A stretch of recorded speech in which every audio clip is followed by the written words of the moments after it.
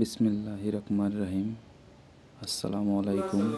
S M electronics থেকে S M Rana আপনাদের স্বাগত জানাচ্ছি। আজকে আপনাদের সামনে নিয়ে আসছি আমি একটি এমসিসি সার্কিট ব্রেকার 100 অ্যাম্পিয়ারের। মূলত এটা আমি রিপেয়ারের কিছু প্রবলেম হয়েছে, সেই জন্য আমি এটা রিপেয়ারের জন্য কাজ করব। এটা আমি ওপেন করে নিয়েছি। ওপেন করে নিয়ে আমি ভিতরে দেখতে যাচ্ছি ভিতরে আসলে সমস্যাটা কী।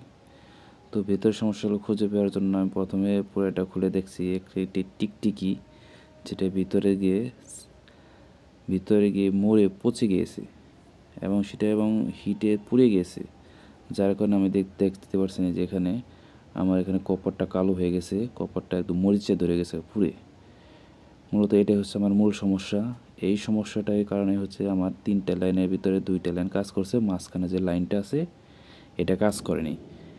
তো আমরা এটা এখন কাজ কিভাবে সমাধান করব, এই জন্য হচ্ছে আমরা মাঝখানে যে কপার বারটা আছে এটা আমরা ভালো করে ভিতরে যে টিকটিকির ময়লাগুলা ডাস্টগুলো রয়েছে, আমরা ডাস্টগুলো প্রথমে রিলিজ করব।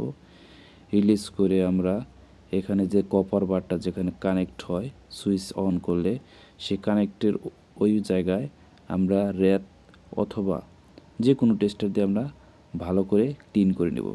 ক্লিন করা হয়ে গেলে ইনশাল্লাহ কমপ্লিট হয়ে যাবে। এখন আমরা এটা টেস্ট করে নিচ্ছি, কানেক্টিভিটি টেস্ট করে নিচ্ছি। আমাদের কানেক্টিভিটি এখানে ধরলে দেখা যাবে আমাদের সাউন্ড হচ্ছে, তার মানে আমাদের এটা অলরেডি কমপ্লিট হয়ে গেছে। তো একটু চেষ্টা করলে অনেক কঠিন জিনিস অনেক সহজ হয়ে যায়। তো এর মাধ্যমে বোঝানো গেলো যে 100 অ্যাম্পিয়ারের একটা সার্কিট ব্রেকার কিনতে গেলে অনেক টাকা লাগবে। একটু চেষ্টা করলেই হয়তোবা ভালো হয়ে যায়, আমরা হয়তোবা জানি না, সেই জন্য ফেলে রাখি। ধন্যবাদ, সবাইকে স্বাগতম। আসসালামু আলাইকুম।